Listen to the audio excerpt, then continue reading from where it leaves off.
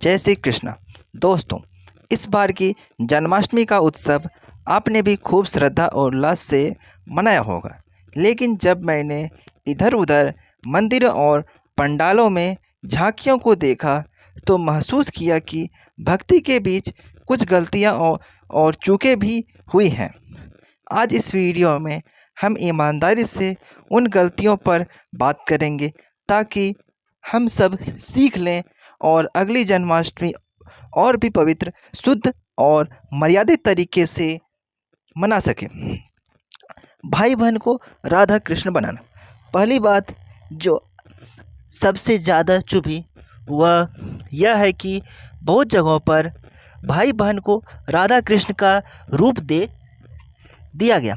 राधा कृष्ण का स्वरूप भक्ति प्रेम का प्रतीक है। उनका रिश्ता दिव्य प्रेम का है, न कि भाई बहन का।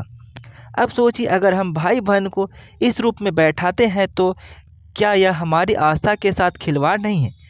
सही क्या है? अगर भाई बहन को झांकी में दिखाना है तो श्री कृष्ण और सुभद्रा जी का रूप होना चाहिए। भगवान श्री कृष्ण और सुभद्रा का भाई बहन का रिश्ता ही हमें संदेश देता है कि हम बहन की रक्षा और सम्मान स्नेह कितना महत्वपूर्ण है।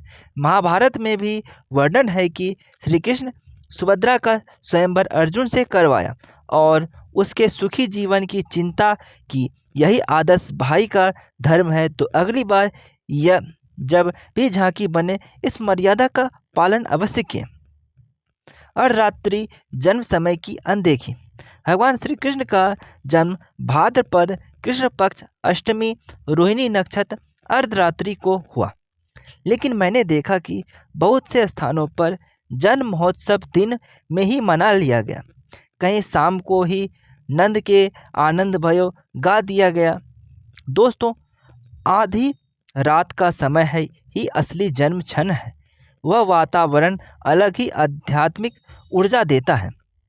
अगली बार भले ही कार्यक्रम दिन में कर लें, लेकिन रात को 12 बजे अवश्य प्रतीकात्मक जन्मोत्सव करें। छोटे से दीपक के सामने झूला झूलाएं, घंटी बजाएं और नामस्मरण करें। यही कृष्ण जन्म की सच्ची साधना होगी। प्रसाद की शुचिता की कमी। कुछ जगहों पर प्रसाद खुले में बिना ढके बिना धोए ही बनाया और बांटा जा रहा था। याद रखिए, प्रसाद का भगवान का आशीर्वाद है।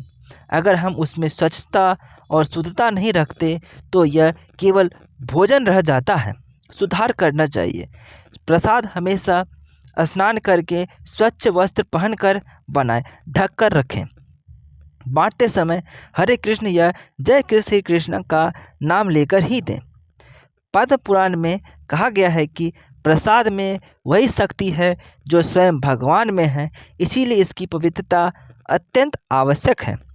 व्रत को सिर्फ भूखा रहना समझा जाने लगा है, जबकि जन्माष्टमी का व्रत लोग रखते हैं तो लेकिन इसे केवल अन्न ना खाने तक सीमित कर देते हैं। परंतु शास्त्र कहते हैं व्रत का असली अर्थ है वृत्ति होना, यानी संकल्पित होना। व्रत के दिन क्रोध ना करें, किसी से कटु वचन ना बोलें, झूठ ना बोलें, मन को केवल कृष्ण नाम में लगाएं।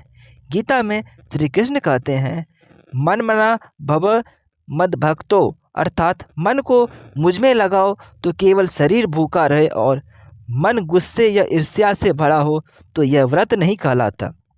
सजावट और दिखावा। इस बार भी कई पंडालों में लाखों खर्च कर दिए गए, लाइट्स, फूल, कपड़े, डीजे।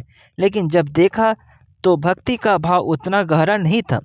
याद रखिए, भगवान श्री कृष्ण को दिखावा नहीं, सच्चा प्रेम चाहिए।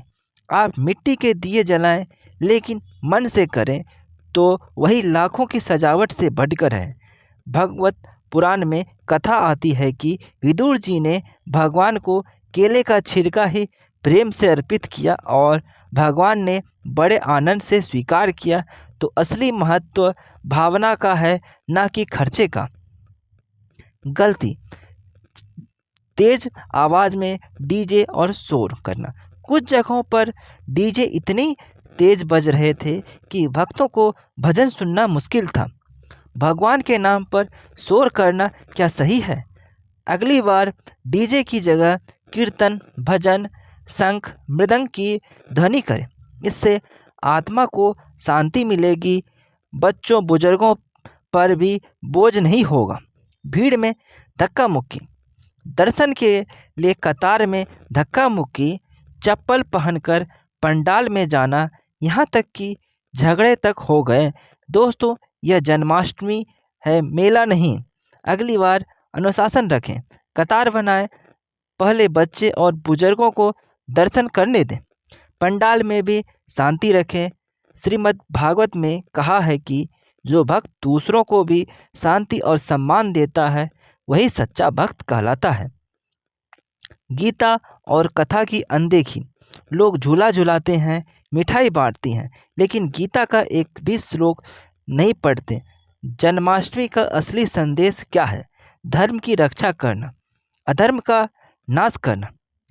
गीता में भगवान कहते हैं, यदा यदा ही धर्मस्य ग्लानिर्भवति भारत तदा आत्म सृजाम्यहम्।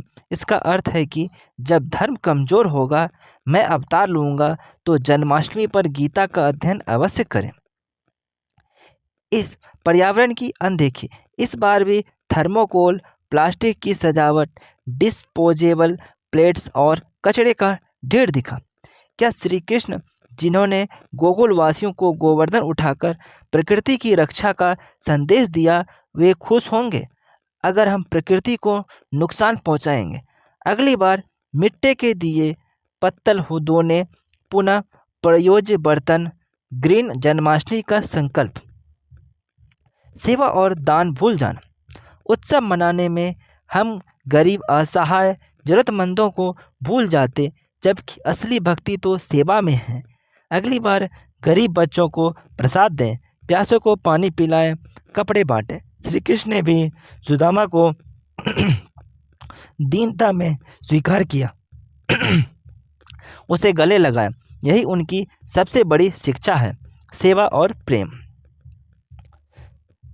तो दोस्तों, इस बार की जन्माष्टमी में मैंने देखा भाई बहन को राधा कृष्ण बनाना, रात 12 बजे से जन्म का पालन ना करना, प्रसाद में शुचिता की कमी, व्रत का गलत अर्थ, दिखावा और शोर, भीड़ में अनुशासन की कमी, गीता का अध्ययन भूलना, पर्यावरण की उपेक्षा करना और सेवा दया को भूलना, इन सब से हमें अगली जन्माष्टमी पर बचना है। दोस्तों, मेरा उद्देश्य आलोचना करना ही नहीं बल्कि सीखना और सुधार करना है। अगर हम सब मिलकर इन गलतियों को सुधार कर लें तो अगली जन्माष्टमी और दिव्य होगी। याद रखें, भक्ति का सार है प्रेम, शुचिता और सेवा। जय श्री कृष्णा। अगर आपको वीडियो अच्छा लगे तो इसे शेयर कीजिएगा। चैनल ऋषभ कुमार को जरूर सब्सक्राइब करें। Thanks for watching my videos.